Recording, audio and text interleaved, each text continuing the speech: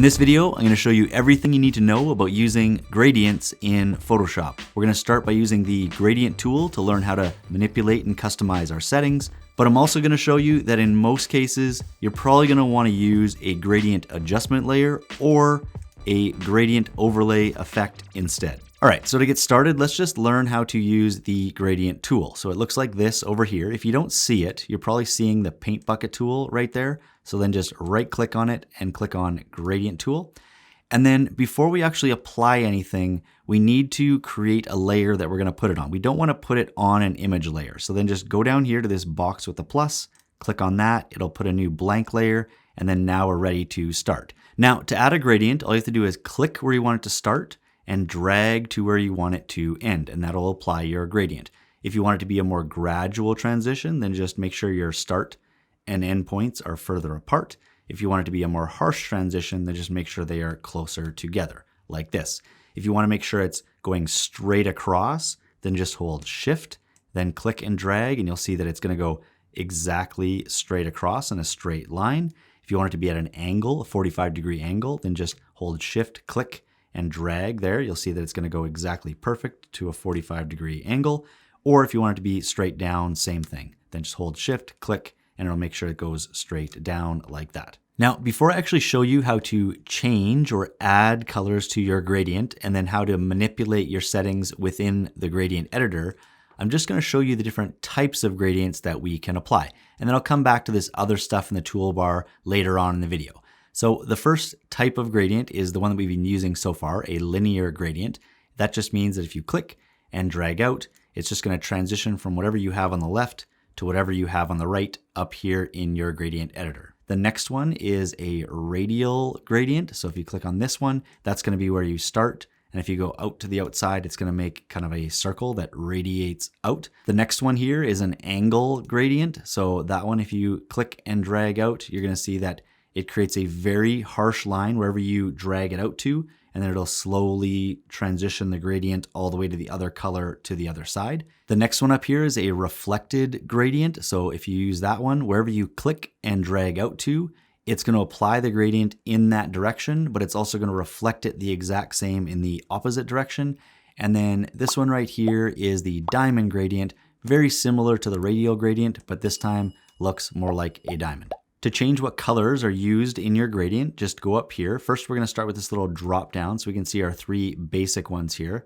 So this first basic one is whatever your foreground color is to your background color. So purple to this pink. So if I do that one, I'm just going to click and drag. So you'll see that. The next one here is your foreground color to transparent. So whatever this color is to transparent. And then this one is just black to white. Now, the thing you need to know though is that this one and this one, so anytime you're dealing with solid color to solid color, it's just going to replace the gradient that was on your canvas before. So right now I have this one. If I pick this one, which is black to white, so a solid color to a solid color, and I plunk that one on, it's just going to replace the gradient that was on there before.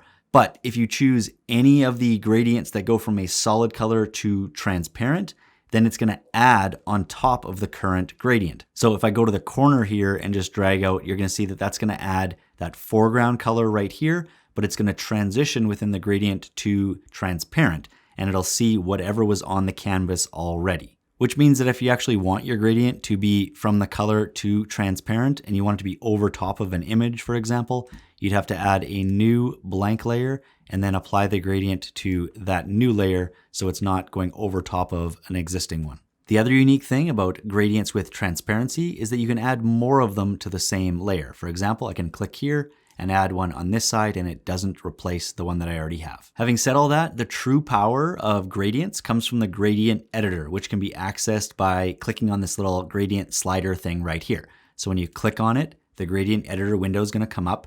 And the first thing you'll notice is that there's a bunch of presets that are already loaded, starting with the basics that we already saw.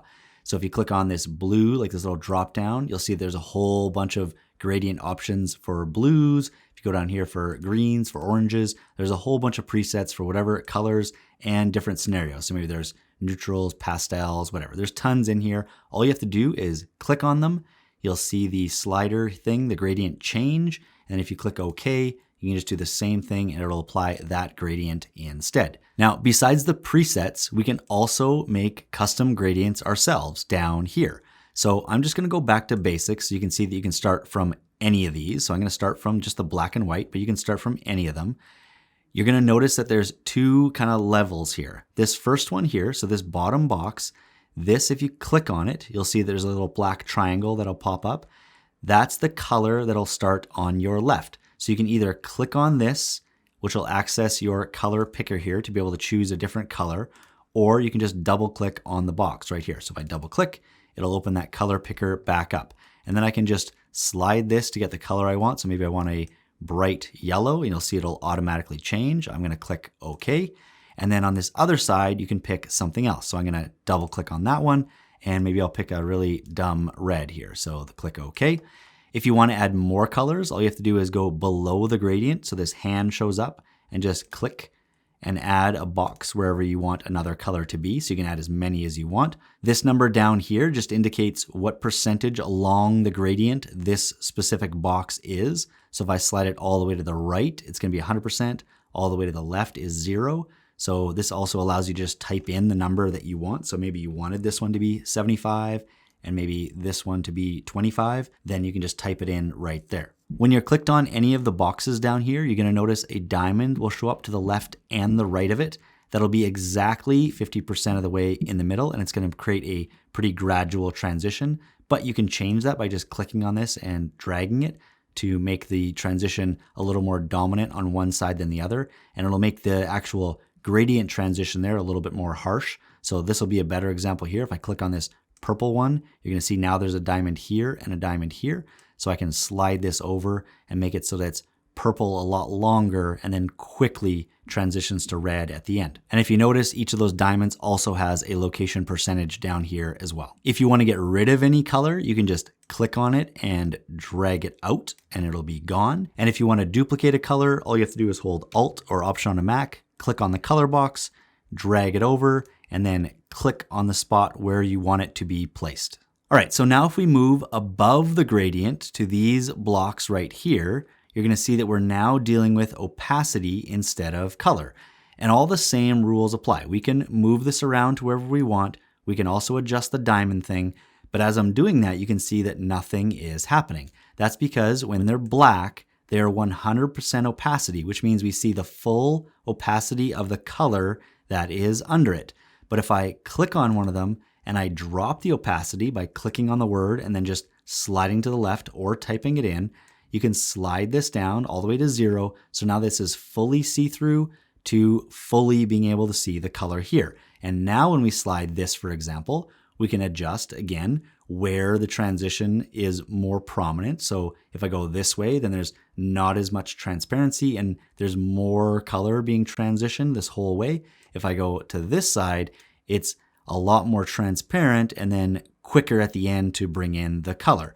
Same thing as here. I can start it later. So I can make this all transparent and then it starts to transition to color from here to here, or vice versa. I can bring this over and there's the transition from transparent to full opacity here. And then it's just 100% opacity the whole rest of the way with all these colors showing perfectly fine at 100%. We can also, if I drag this over, we can also add more stops. So if I click up here, this is important because if you want to take this one, let's say, and boost this up to 100, and then maybe take this one and drop this one down to 0, you can see it's going to go from color to transparent to full opacity of color again. So remember that if we want to add this so that we see color and then transparent to this image and then color, we have to add a new layer, then drag our transparent gradient so we can see the color, the transparency, and then the color with the image seeing through underneath. If you ever create a gradient that you like and want to use it in the future, you can just name it right here. So I'm going to name this one Future, then just click New. It's going to pop in right here. You can either drag it into a folder that exists already, you can leave it right there, or if you right click on it, you can go New Gradient Group and type it in here. So I'm going to call this one just Future as well. It'll make a new folder and then just drag it in there. The last few things that we're going to go over for the gradient tool can be found up here under Mode, Opacity, and then Reverse Dither and Transparency.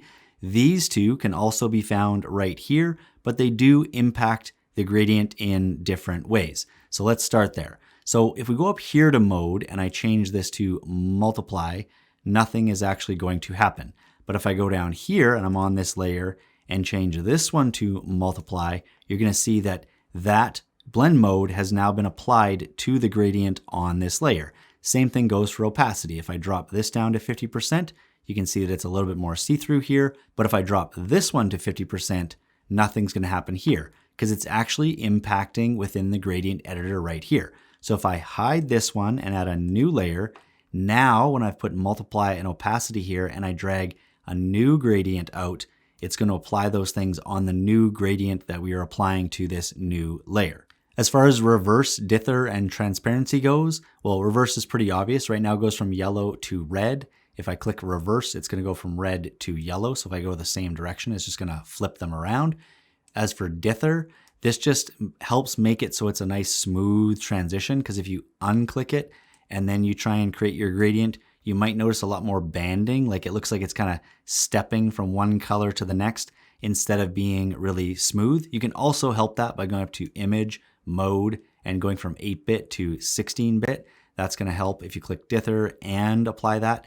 It's going to make the transition really, really smooth because you have more color information with 16-bit than 8-bit. And then as for transparency, if I go back in here and just make this transparent again and then go back, when you unclick it, it's going to actually put the full colors back in. And when you click it, you'll see the actual transparency. Okay, so to end the video, I'm just going to go over a few different scenarios that you might want to use the gradient tool for. And then I'll tell you why maybe you might be better off to use a gradient adjustment layer or a gradient overlay effect instead. So the first one's just a background. So I'm just going to use a radial gradient, just go from the middle and drag all the way out. So this is kind of a common background effect that people make.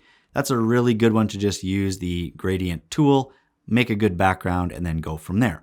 But what if you wanted to apply this to other layers? So you can see I've added this dog layer underneath and the original image that I had before. So if I go back to this layer and go to my blend modes like I showed you before and maybe put an overlay on it, you can see that that creates kind of a cool effect. But if I want to change the gradient, so I go in here and I'm like, I don't really like this purple, so I double click and I want to make it darker, I now have to go back in here and apply it again, and then I can kind of see the change, and then you're constantly kind of messing around with it. There's a better way to do it. If I hide this, and now instead we go here to this little half circle thing, click on it, and then add a gradient, which will be a gradient fill, and this little menu will come up. For now, just click OK, and I'm going to go back over here to my blend mode and change it to overlay, so it's the same as what I was dealing with here for this one.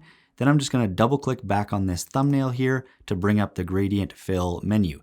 And now for this one, the bonus of this one is whatever I change here, I'm going to automatically see it right on my canvas. So for style here, I'm going to change it from linear to radial, so it's the same as this one. I'm going to go into my gradient editor here and pick the same two colors. So I'm going to click here and pick that pink. Then I'm going to go to this side and make sure it's this purple. And then just this one, I'm going to make sure it's all the way up to 100 and click OK. You can see that it changed immediately in here. For angle, since it's radial, it's not going to affect anything. But if I did change it back to linear, you can see that angle, as I change it, you can see it change right on the image. So I'm going to go back to radial. For scale, if I click and slide left, it's going to shrink that circle down that I would have made. And then if I go to the right, it's going to expand the transition out. So you can kind of mess with that.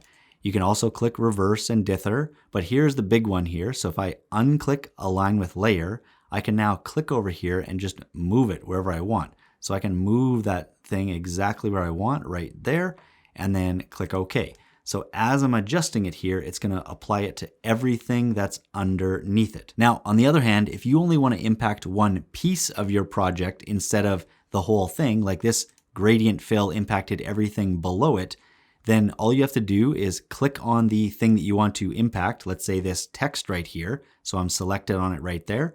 Go down to effects and then add a gradient overlay. Your layer style menu is going to come up with a different set of parameters here to adjust gradients. That'll look very similar to what we had for gradient fill here. And then same thing, as you change anything, it will be changed right here as well. So if I change the scale, if I change the angle, if I change the style or the colors in here, everything will change right in front of you as you change it. So I'm just going to click OK there. And the same thing applies if you wanted it for an image. So let's say I want to bring this one above and I don't want it impacted by this gradient fill. I can also go down here to Effects, add a gradient overlay. You're going to see that it's going to cover the entire thing, but you can go up here to blend mode again and change it to something so you can have a different effect on it, and then click OK. And that's it. That's all I got for gradients in Photoshop for now. If you got something out of this video, make sure to drop a like. And if you're new to the channel, please consider subscribing, and I'll catch you next time.